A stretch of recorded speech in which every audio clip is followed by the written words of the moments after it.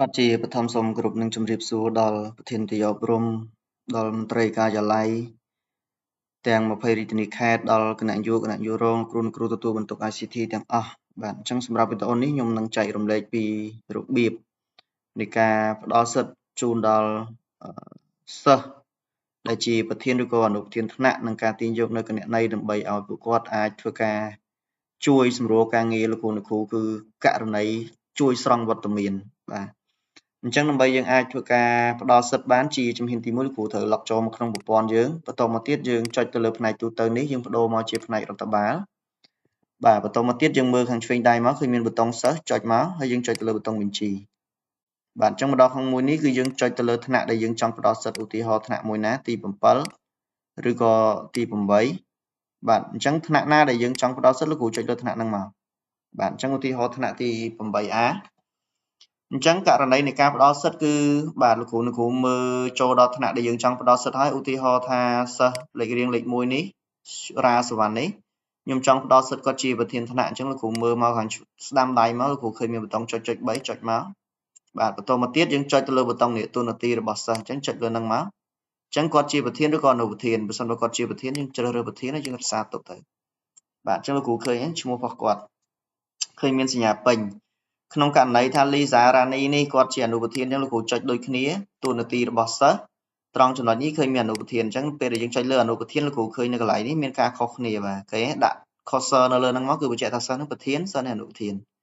បាទអញ្ចឹងនេះគឺជារបៀបនៃការផ្ដល់សិទ្ធិទៅដល់សិស្ស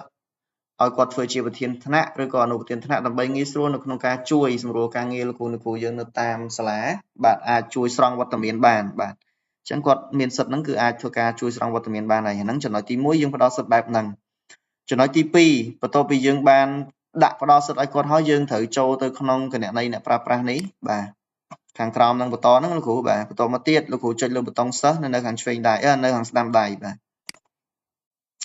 អញ្ចឹងលោកគ្រូមើលមកថាថ្នាក់មួយណាដែលយើងបានផ្ដល់សិទ្ធិមិញថ្នាក់ 8A ហើយយើងចុចបង្ហាញមកបាទអញ្ចឹងលោកគ្រូរកមើលសិស្សណាដែលយើងបានផ្ដល់សិទ្ធិឲ្យគាត់មិញគឺបាទលីសារ៉ានីនេះ1បន្តមកទៀតគឺរ៉ាសវណ្ណនេះ2បាទមួយប្រធានថ្នាក់មួយអនុប្រធានថ្នាក់អញ្ចឹងខ្ញុំបានផ្ដល់សិទ្ធិឲ្យសិស្ស2នាក់នេះជាប្រធានអនុប្រធានអញ្ចឹងយើងត្រូវទាញលេខកូដជូនគាត់យើងត្រូវមកបង្កើតលេខកូដជូនគាត់អញ្ចឹងពេលដែលយើងចូលមកដល់ឃើញសិស្សឃើញថ្នាក់នេះហើយឃើញឈ្មោះសិស្សនេះហើយចុចលើគ្រីសលើឈ្មោះរបស់គាត់ហើយបន្តមកទៀតយើងចុចប៊ូតុងបង្កើតនៅខាងស្ដាំដៃផ្នែកខាងលើនេះចុចប៊ូតុងបង្កើតមកអញ្ចឹងគេសួរយើងសិស្ស2នាក់ហ្នឹងមែនបាទបើយើងប្រកាសចិត្តថា2នាក់ហ្នឹងហើយលោកគ្រូចុចរក្សាទុកមក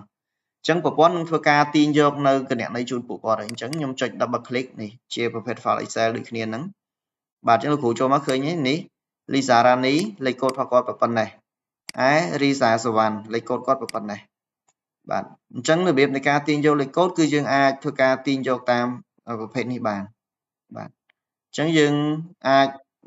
ផ្ញើ QR code ហ្នឹងឬក៏យើងអាចផ្ញើលេខកូដហ្នឹងទៅកាន់ពួកគាត់បានអាហ្នឹងចំណុចទី1ចំណុចទី2ខ្ញុំភ្ជាប់តែម្ដងលោកគ្រូថាអត់ទេយើងចង់ទាញជាប្រភេទ QR code អញ្ចឹងលោកគ្រូដូរមក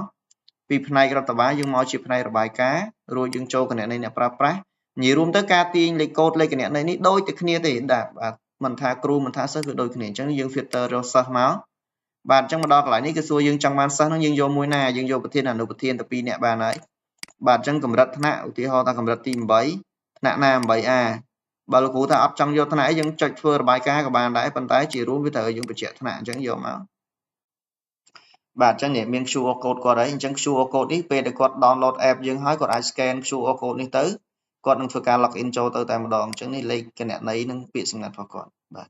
អញ្ចឹងជារួមគឺវីដេអូនេះមានតែប៉ុណ្្នឹងទេសម្រាប់ប្រធានអនុប្រធានថ្នាក់បាទទាំងការផ្ដល់សិទ្ធិនិងការទាញយកគណនីជូនពួកគាត់បាទអញ្ចឹងវីដេអូនេះគឺមានតែប៉ុណ្្នឹងប្រសិនបើលោកគ្រូមានសំណួរឬក៏ចម្ងល់អីអាចធ្វើការសាកសួរបន្ថែមទៀតបានបាទសូមគោរពនឹងអរគុណ